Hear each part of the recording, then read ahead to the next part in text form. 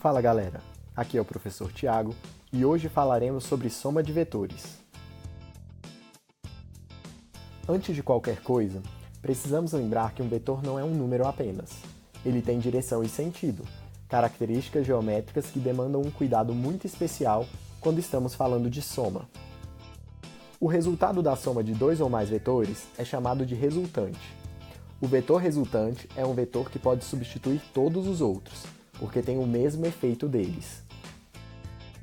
Dessa forma, quando falamos em somar vetores, nunca pensaremos simplesmente em somar os seus valores.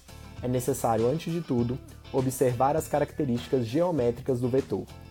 Sempre será necessário perguntar: que vetor pode representar todos esses juntos? Vejamos os casos mais especiais. Duas pessoas empurrando uma caixa na mesma direção e sentido, uma com 30 newtons e outra com 40 newtons. Podemos substituir as duas forças por uma só, que tem a intensidade de 70 newtons. Esse será o resultante. Agora, se elas estiverem empurrando na mesma direção, mas em sentidos opostos, o vetor que representará as duas forças juntas será de 70 newtons? Não, um vetor de 70 newtons não representa o mesmo efeito dos outros dois juntos. Quando somarmos o efeito das duas forças, obteremos, na verdade, 10 newtons. Isso significa que o resultante nessa situação será de 10 newtons, apontando na direção da maior força. A intensidade do resultante é a diferença entre as intensidades das forças.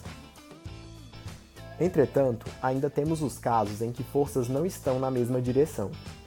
Para encontrar o resultante de vetores que não se encontram na mesma direção, usamos a regra do paralelogramo. Ela consiste em unir as origens dos vetores, os quais formarão os lados de um paralelogramo. Completamos o paralelogramo e fazemos a diagonal, que sai das origens. Essa diagonal é o resultante entre os vetores. Para o caso especial em que esses vetores formam um ângulo de 90 graus, podemos calcular a sua intensidade utilizando o teorema de Pitágoras.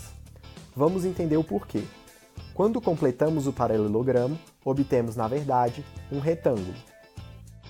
A diagonal que representa o resultante divide esse retângulo em dois triângulos retângulos, cujos catetos têm o tamanho dos vetores. O resultante é exatamente a hipotenusa desse triângulo. Pelo teorema de Pitágoras, o quadrado da hipotenusa é dado pela soma entre os quadrados de cada cateto. Vamos ver um exemplo numérico.